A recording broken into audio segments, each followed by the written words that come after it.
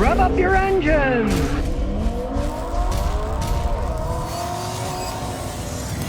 Michael Dirk says, how reliable is a 2014 Mazda 3 with a 6-speed manual and 90,000 miles?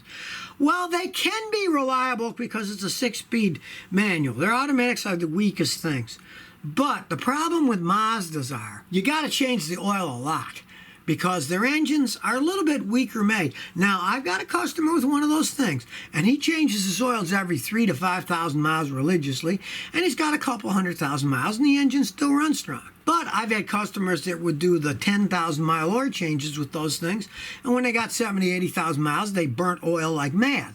So if they're taken care of, they can last. But if you got one that's an oil burner, or the engine makes any kind of noise when you're starting it up, don't buy it. And don't pay much for one that's got 80,000 miles and 90,000 miles on it anyway. Organic Chemistry 2 says, Scotty, what affordable sports car would you recommend? But the only really affordable sports car is the Mazda Miata. And they're not bad little cars. Now, like I said, those are girly cars and la-da-da-da. They're very dependable. They're fun to drive. They've been making them for years. You get used ones from anywhere from $500 to $15,000. There's a whole price range of them out there, and they're well-made cars. That said, you got to get a standard transmission. Their automatic transmissions are pieces of crap. They're not worth beans. They run like crap. They get crappy gas mileage, and they break all the time. But you get a good 5 or 6 speed standard Mazda Miata. They're fun little cars.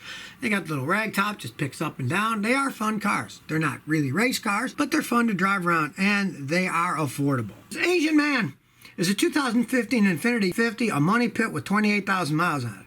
Well, not yet, generally. They're luxury cars, and they are very fun to drive. I love driving them when I work on them. But since I work on them, I'd never personally buy one because I see that they turn into money pits as they age. But from my experience, they generally don't turn into money pits until they have more than like 90 or 100,000 miles on it. And that thing's got, what, 28,000 miles on it? Now, if they can absolutely positively prove that that's the real mileage with receipts and mileage written on it that have happened over the years when it was maintained, the inspection receipts from the car inspection, if you're in a state where they inspect it, if it all adds up, yeah, go ahead, but don't pay a whole bunch of money for it because it is a 5-year-old Infiniti.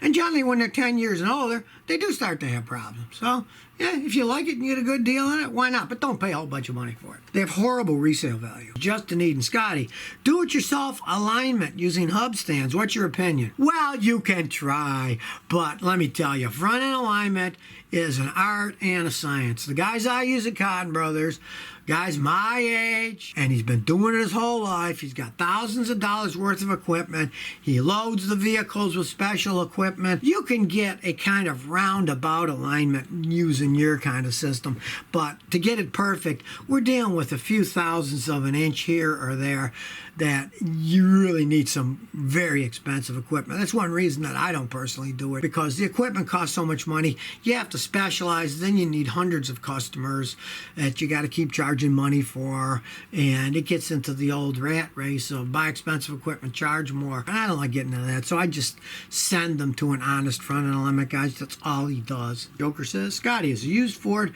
2009 F-150 XL Super Cab with 277,000 miles worth buying. Well, it depends on two things. One, is it still in good shape? Does it run good? Does it shift good? And two, what's the price? The thing has so many miles on it, it's really not worth all that much money.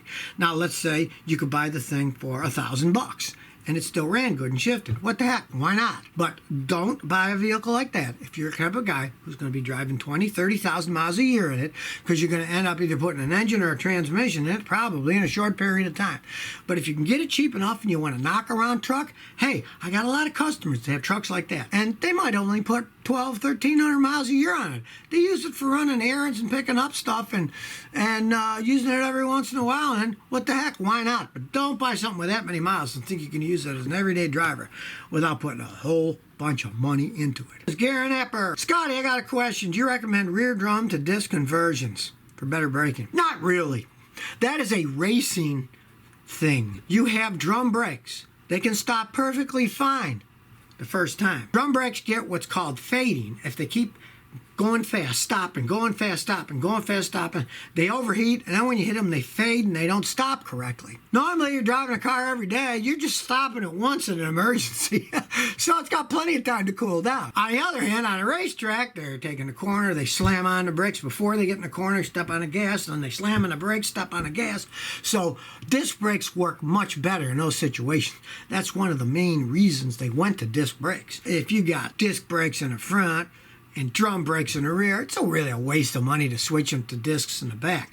Now, if you're talking about an old car that's got drum brakes all four, it's worthwhile to put discs on the front. The stopping is in the front brakes, but on a normal car, if you got discs in the front and drums in the back, it's fine. Don't waste your money. You're not going to get that much difference out of it.